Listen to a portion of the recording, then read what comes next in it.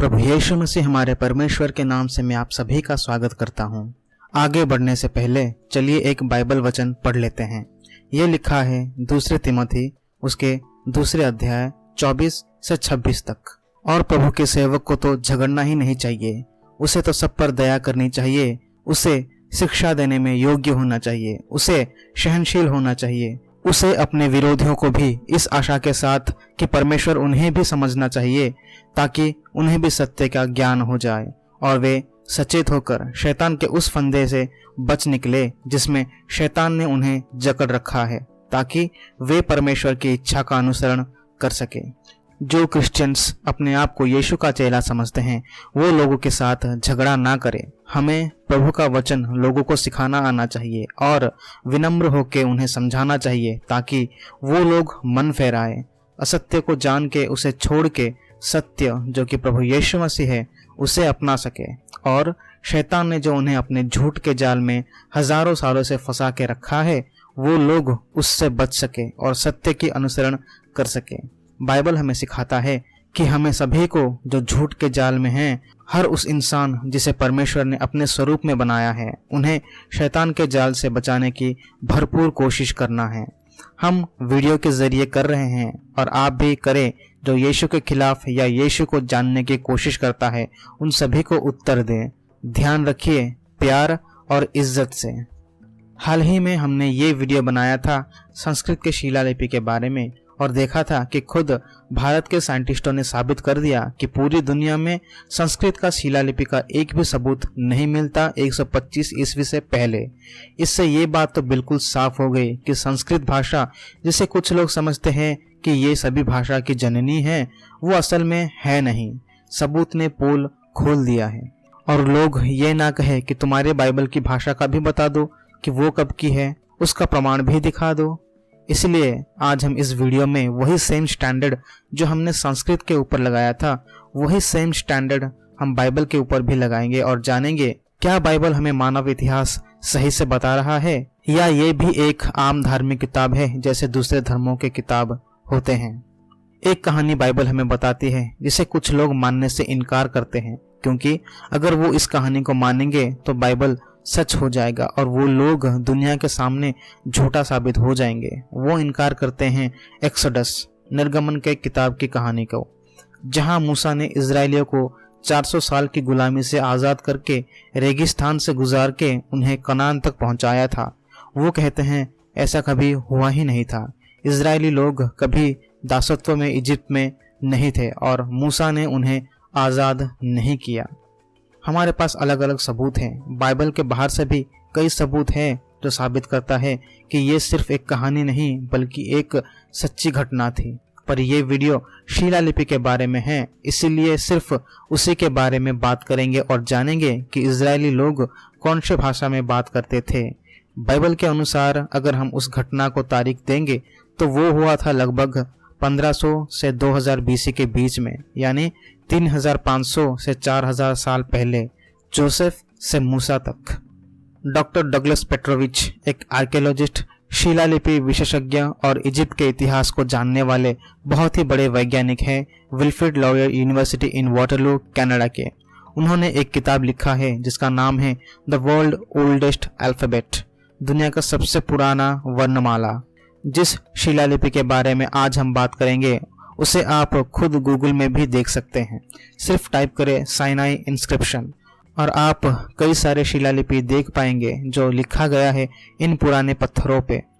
Doctor Douglas Petrovich ने सालों research किया इन पत्थरों पे और उन्होंने 17 इंस्क्रिप्शन यानी शिलालेख के वर्णमालाओं को डिकोड किया और मैं उसी में से आपको सिर्फ 3 ही दिखाऊंगा। पहला पत्थर द साइनाई 115। इस पत्थर पे उन्होंने 6 लेख पाए। यहाँ उन्हें डायरेक्ट हिब्रू यानी इब्रानी भाषा नाम का शब्द मिला। दूसरा पत्थर द साइनाई 365A। इस पत्थर पे उन्होंने 2 लेख पाए, वो है अहाइजमाक और ओवरशेयर ऑफ मिनरल्स, और यह नाम अहाइजमाक बाइबल में मौजूद है निर्गमन के किताब अध्याय 38 वचन 23 में। तीसरा पत्थर द साइनाई 361। यहाँ पे उन्होंने 4 लेख पाए, उसमें से एक है मोजेस देन प्रोवोक्ड एस्टोनिशमेंट। फिर से डायरेक्ट मूसा का नाम मिला उस पत्थर पे। है ना ये अद्भुत खोज। इसके बाद भी कुछ लोग कहते हैं कि मूसा कभी था ही नहीं। और ये सारे पत्थर के तारीख है 1842 से 1442 बीसी, पूरे 400 साल जोसेफ से मूसा तक। वैसे ही जैसे बाइबल हमें बताती है, ये खोज ने सभी को आश्चर्य में डाल दिया था, क्योंकि बाइबल हमें ठीक ठीक इतिहास के बारे में जानकारी दे रहा है और साबित किया कि इजरायली लोग उस समय में इजिप्ट में मौजूद थे और वो हिब्रू यानी इब्रानी भाषा बोलते थे। एक और सबूत देखते हैं 1000 बीसी के, किंग डेविड यानी राजा दाऊद के समय काल का, और ये शिलालिपि मिला है इलाहा घाटी में। आप देख रहे हैं खुद मुख्यमंत्री बेंजामिन नेतन्याहू भी उनके पूर्वजों के ऐतिहासिक सबूतों को देखने के लिए गए थे। और ये सबूत कोई भी देख सकता है क्योंकि इसे रखा गया है यूनिवर्सिटी ऑफ हाइफा में। इसे रिसर्च किया है प्रोफेसर गर्सन गालिल ने, जो इस यूनिवर्सिटी में इसके ऊपर रिसर्च करते हैं। एक लेख में उन्हें एक हत्या के साजिश के बारे में मालूम पड़ा और वो था एशबाल की हत्या, और यह नाम एशबाल बाइबल में लिखा गया है। एशबाल सौल का बेटा था और राजा दाऊद के साले थे। एक और लेख में उन्हें 5 वाक्य मिले, जैसे कि आप देख सकते हैं ये हिब्रू यानी इब्रानी भाषा में लिखा गया है, और ये सारे सबूत खुद इजराइल की गवर्नमेंट वेबसाइट में भी मौजूद है। और वहां के साइंटिस्ट के रिसर्च करने के बाद साबित किया कि उसकी तारीख है 10th सेंचुरी बीसी यानी 1000 बीसी, राजा दाऊद के समय का। और ये है उस हिब्रू भाषा का इंग्लिश ट्रांसलेशन, और ये बाइबल के शिक्षाओं से बिल्कुल मेल खाता है। चलिए पढ़ लेते हैं क्या लिखा है। You shall not do but worship the Lord, जज the slave and the widow, जज the orphan, protect the poor and the slave, support the stranger. देखा दोस्तों, हमने देखा ओल्ड टेस्टामेंट की भाषा हिब्रू भाषा का सबूत जो जाता है 2000 बीसी यानी 4000 साल पहले तक, और ये सभी सबूत बाइबल के साथ बिल्कुल मैच करता है। तो इससे ये साबित हो गया कि संस्कृत का अस्तित्व हिब्रू के आसपास भी नहीं है। अब देखते हैं न्यू टेस्टामेंट की भाषा यानी ग्रीक भाषा। आप चौंक जाएंगे इसे जान के, क्योंकि मैं भारत के महान सम्राट अशोका के जरिए साबित करूंगा कि ग्रीक भाषा का अस्तित्व संस्कृत के कई सौ साल पहले से है।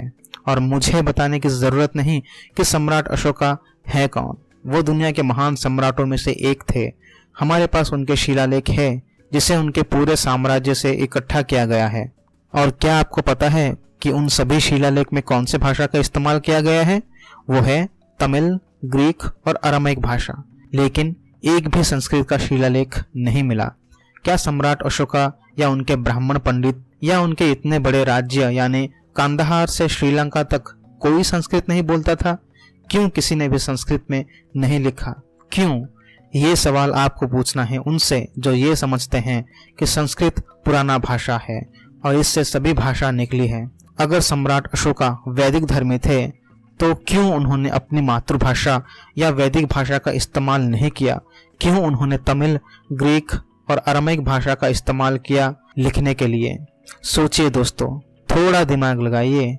बिना सोचे समझे, बिना सबूत देखे ढोंगी पाखंडी गुरु और बाबाओं पर विश्वास ना करें। ये है एक शिलालेख जिसे Kandahar rock addicts of Ashoka कहते हैं, क्योंकि ये कांदाहार में मिला था। इसमें 2 भाषा मिले, ग्रीक और अरामीक भाषा, और इस पत्थर को काबुल के म्यूजियम में रखा गया है।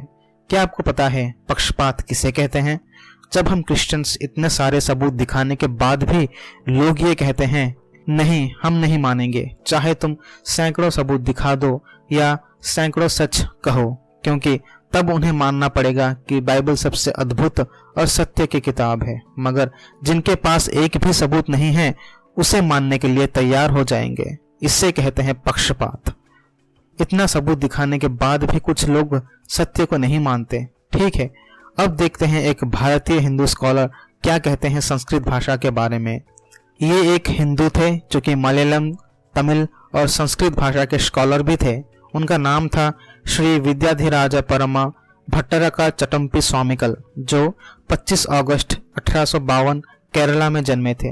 और सभी को बता दूं कि ये एक पारंपरिक हिंदू गुरु और क्रिश्चियंस के क्रिटिक भी थे, यानी क्रिश्चियंस लोगों के खिलाफ बोलते थे। और हाँ, क्रिश्चियंस के क्रिटिक थे, ना कि क्रिश्चियनिटी के। कई लोगों को ये नहीं पता कि क्रिटिक का मतलब क्या होता है। तो उन्होंने एक किताब लिखा है जिसका नाम है आदि भाषा। उस किताब में उन्होंने कहा कि तमिल पहला भाषा है और फिर संस्कृत बाद में आया।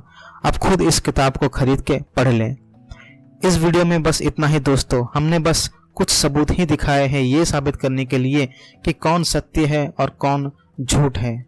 निर्णय आप लोग करें। प्रभु यीशु मसीह आप सभी को आशीष दे।